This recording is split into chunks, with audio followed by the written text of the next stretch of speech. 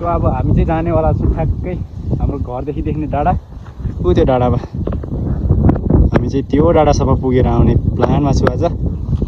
ल रेडी अवस्थामा त्यो डाँडामा पुगेर हामी यता फेरि घरको भ्यू खिच्नेछु। सो तपाईँलाई देखाउने हुन्छु, भिडियो हेर्दै जानु होला है।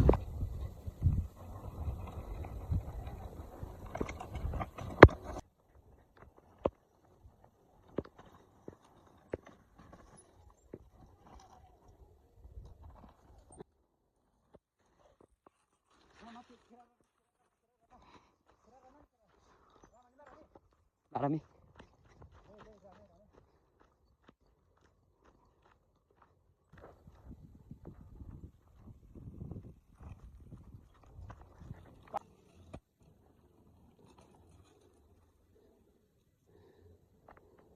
तातो भयो क्या लास्ट तातो कस्तो